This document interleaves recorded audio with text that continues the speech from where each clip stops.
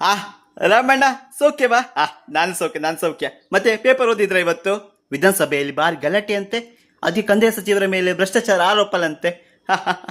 ಅಲ್ಲ, ಒಂದು ಕತೆ ಹೇಳ್ತೀನಿ ಕೇಳಿ. ಒಂದು ಸಲ ಎಂತ ಆಯ್ತು ಗೊತ್ತುಂಟಾ? ಎಲ್ಲ ಕಳ್ಳ ಬೆಕ್ಕುಗಳು ಸೇರಿ ಒಂದು ಮೀಟಿಂಗ್ ಮಾಡಿದೆ. ಮತ್ತೆ ಎಲ್ಲ ಕಳ್ಳ ಬೆಕ್ಕುಗಳು ಹಾಲು ಕುಡಿದದ್ದೇ, ಆದರೆ ಒಂದು ಕಳ್ಳ ಬೆಕ್ಕು ಮಾತ್ರ ಸ್ಪೆಷಲ್ ಬಾದಾಮ್ ಹಾಲು ಕುಡಿತಂತೆ. ಅದಕ್ಕೆ ಅದನ್ನ ಜೈಲಿಗೆ ಇಟ್ಟಿದ್ರಂತೆ. ಅಲ್ಲ, ನೆನಪಾಯ್ತು, ಕತೆ ನೆನಪಾಯ್ತು ಅದಕ್ಕೆ.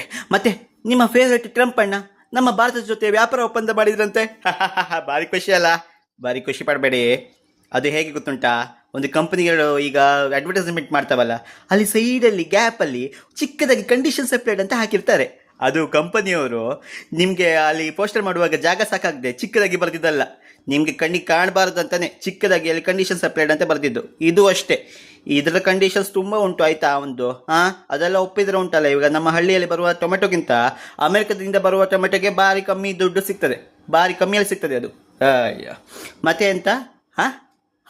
ಹೌದು, ಆ ಸುಪ್ರೀಂ ಕೋರ್ಟ್ ಅವರು ವಾಟ್ಸಪ್ ಅವರಿಗೆ ಸರಿಯಾಗಿ ಉಗ್ದ್ರಂತಲ್ಲ, ಮಂಗಳಾರತಿ ಇದ್ರಂತೆ.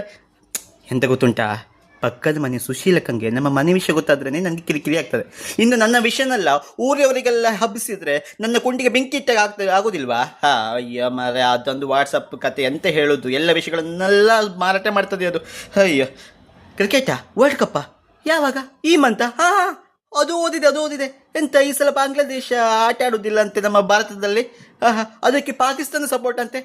ಅಲ್ಲ ಮಾರೆ, ಒಂದು ಕಾಲದಲ್ಲಿ ಇದೇ ಬಾಂಗ್ಲಾದೇಶಕ್ಕೋಸ್ಕರ ಅದೇ ಪಾಕಿಸ್ತಾನದ ವಿರುದ್ಧ ನಾವು ಯುದ್ಧ ಮಾಡಿದ್ವು. ಈಗ ಅದೇ ಬಾಂಗ್ಲಾದೇಶ ನಮ್ಮ ಭಾರತದಲ್ಲಿ ಆಟ ಆಡೋದಿಲ್ಲ ಅಂತ ಪಾಕಿಸ್ತಾನ ಸಪೋರ್ಟ್ ಮಾಡ್ತದಂತೆ. ಎಂಥ ವಿಷಯ ಮರಿ, ಎಂಥ ಕತೆ ನಮ್ಮ ಭಾರತದ್ದು.